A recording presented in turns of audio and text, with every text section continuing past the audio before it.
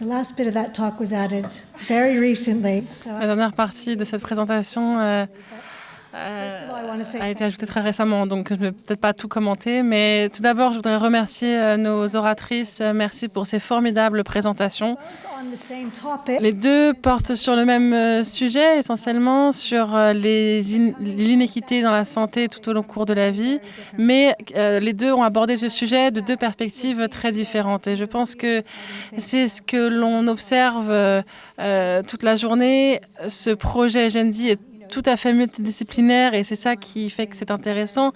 L'objectif est vraiment justement de pouvoir amener ces perspectives disciplinaires très différentes pour s'attaquer à ce sujet d'inégalité dans la santé. Donc tout d'abord, je voudrais vraiment vous applaudir pour cela parce que c'est incroyable de voir ça de l'extérieur quand on ne fait pas partie de l'équipe Gendi.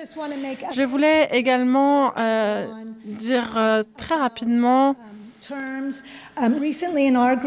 parler des termes. Dans notre groupe récemment, nous avons décidé de parler d'inéquité en matière de santé plutôt que d'inégalité de santé. Donc je vais parler d'inéquité de santé plus que d'inégalité. C'est pour mettre l'accent sur l'injustice dont les orateurs ont pu parler par rapport aux différences que l'on observe et reconnaître que l'on peut éviter ces différences en fait. Que ces différences sont évitables.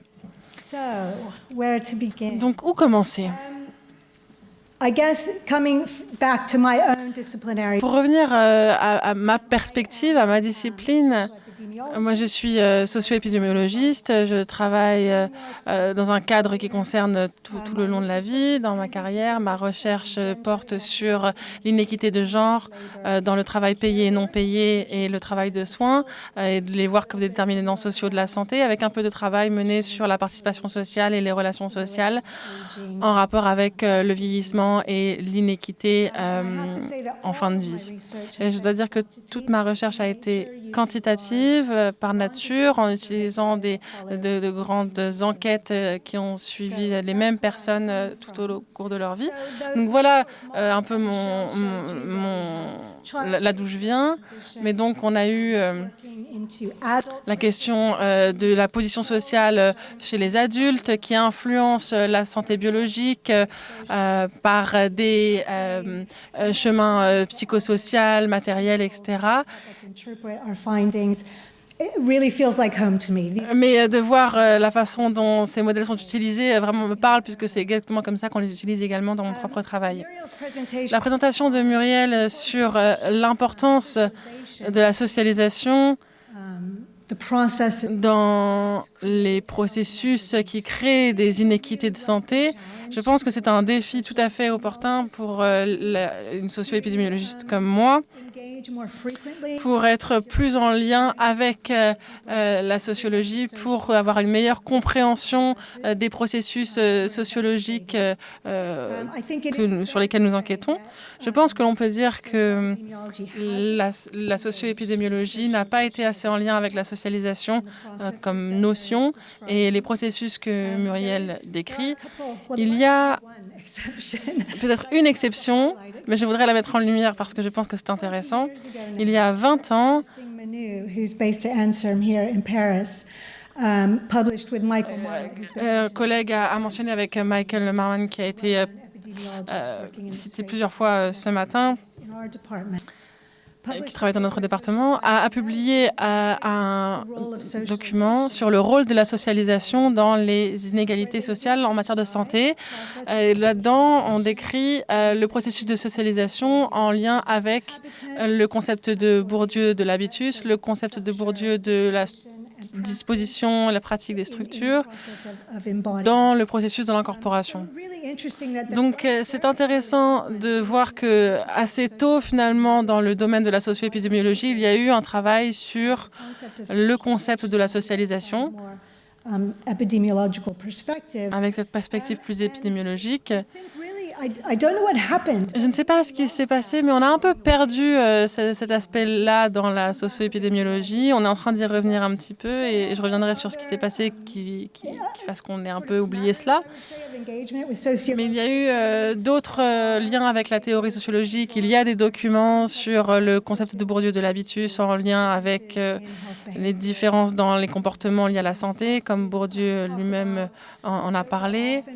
Ce sont des documents souvent publiés par des sociologistes plutôt que par des épidémiologistes. Je pense que les socio-épidémiologistes ont été plus engagés avec le concept de capital, en parlant du capital économique, capital social et du rôle de ces concepts dans les inéquités de santé. J'ai eu un étudiant récemment qui a essayé d'opérationnaliser ces capitaux, de voir les associations aux différents résultats de santé, différents comportements, différents mécanismes qui lient les capitaux et la santé, avec un ensemble de données longitudinales. Mais il y a un peu de travail épidémiologique sur ce domaine, mais pratiquement rien sur la socialisation en elle-même. Alors pourquoi ? Ça peut s'expliquer en partie par un manque de connaissances sur cette notion-là, mais je pense que c'est aussi que nous allons de plus en plus vers la question de l'intervention et trouver des solutions à ce qui est vu comme le problème des inéquités de santé. Et si on pense à des solutions, la socialisation comme un sujet à traiter du point de vue de l'intervention, c'est un peu complexe. Je co-mène une recherche actuellement au Royaume-Uni qui a pour but de trouver des solutions à ce qu'on appelle le problème des inéquités de santé tout au long de la vie. Et donc je voudrais me concentrer sur ce sujet de l'intervention, de trouver des solutions par rapport à ces sujets complexes et difficiles de socialisation et d'incorporation. Je vais commencer par la fin. Comme Muriel a terminé sa présentation, je me suis dit que c'était très intéressant quand elle a parlé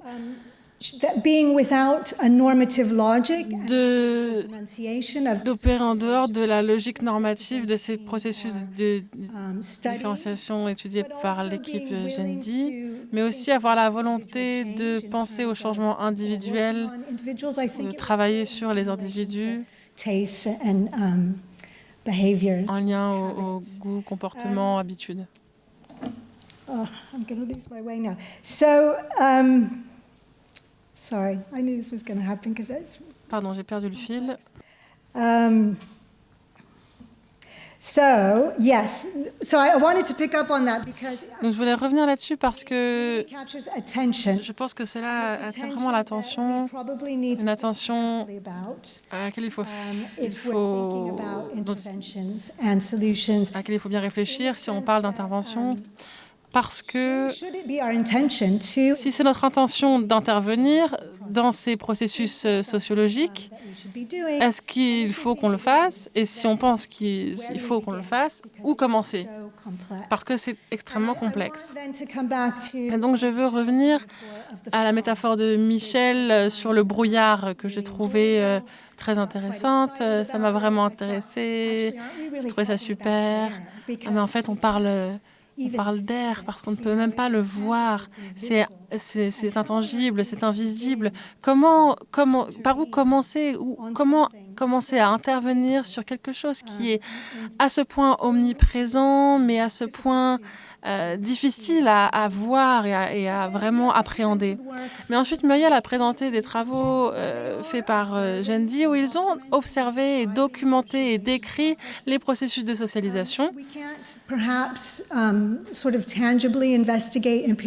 Alors c'est compliqué d'enquêter de manière empirique sur tous ces aspects du brouillard, mais on peut quand même enquêter sur ces processus de socialisation. Something that came through to me in terms of Ce qui m'a paru intéressant, c'est le travail qui est fait sur ces processus de socialisation. Ce sont des travaux faits dans des espaces plutôt privés. On a vu des exemples de socialisation dans les interactions avec la communauté de professionnels de santé, dans des contextes cliniques.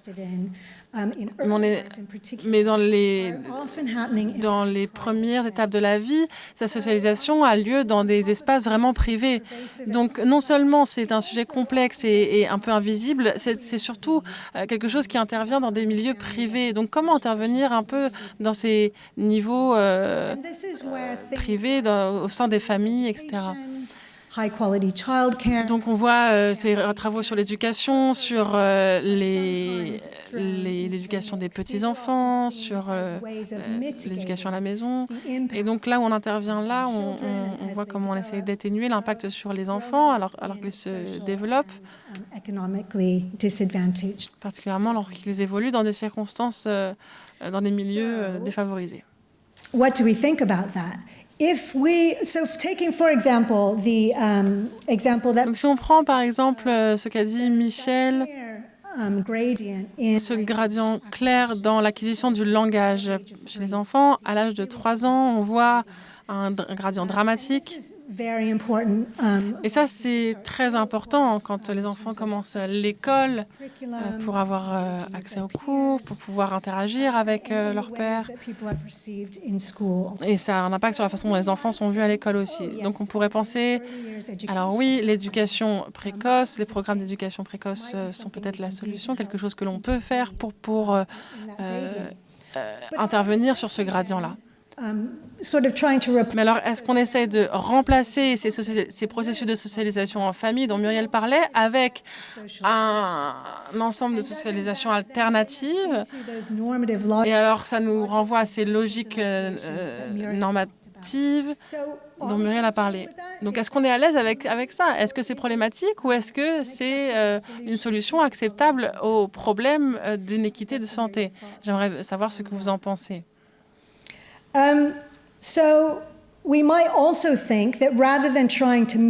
Donc, plutôt que d'essayer d'atténuer l'impact des inéquités de santé, on devrait essayer de solutionner le problème totalement, c'est-à-dire vraiment se débarrasser de toute inéquité sociale. Si les environnements, les mauvais environnements dans lesquels les individus évoluent sont un résultat de processus liés à une position sociale, etc., peut-être que ce sont ces injustices-là auxquelles il faut qu'on s'attaque en premier.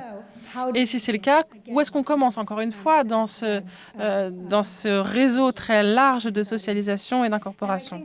Je pense que l'analyse intersectionnelle dont Michel parlait peut nous permettre de trouver un chemin. Nous voyons que l'hypertension augmente avec l'âge. On voit que c'est une expérience qui est plus prévalente pour les hommes d'Afrique subsaharienne. Certaines populations sont plus exposées que d'autres.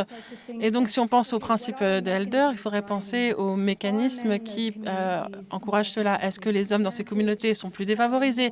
Est-ce qu'ils sont plus sujets à la discrimination? Est-ce qu'il y a un historique de migration? Et cela peut nous permettre de commencer à comprendre le problème et cela peut nous aider à potentiellement intervenir. Mais alors, ma question devient, est-ce que l'on cible nos interventions pour ces hommes-là précisément? Et donc cela revient à ce que Cyril disait ce matin. Il y a des preuves suggérant aujourd'hui que quand on a ces interventions ciblées, cela peut accroître la stigmatisation de ces groupes. C'est souvent cher. Les programmes sont plus chers parce qu'il faut vérifier les critères d'éligibilité. Tout cela a un coût. Donc, est-ce que c'est mieux de cibler ces groupes-là ou est-ce qu'il faut fournir des programmes plus universels, même si notre travail montre que ce besoin n'est pas universel? Et ensuite, on arrive à ce concept d'universalisme proportionné. Avec Cyril, on n'a pas parlé pourtant avant, mais on arrive un peu au même au même sujet à la fin de ces conversations, c'est-à-dire, c'est peut-être parce qu'on est tous les deux des épidémiologistes sociaux, mais c'est quelque chose qui est assez prévalent au Royaume-Uni, particulièrement au niveau du gouvernement, dans les gouvernements écossais et gallois notamment. Penser aux politiques en relation à cette notion d'universalisme proportionné. Donc des programmes disponibles pour tous, mais là où il faut des programmes plus ciblés pour des communautés qui en ont le plus besoin, cela peut être intéressant. Donc je n'ai pas parlé de causation, de causalité, mais je suis d'accord avec ce que Michel a dit sur le brouillard, sur la causalité. Et le fait que c'est tellement complexe que souvent ces définitions spécifiques de causalité, finalement, comment peut-on les utiliser quand on voit ces grands processus de socialisation et d'incorporation? Donc je serais intéressée de savoir ce que l'on peut faire en termes d'intervention et de solutions face à ces notions complexes. Mais peut-être qu'on va laisser la parole, vous laisser la parole à tous pour si vous avez des questions.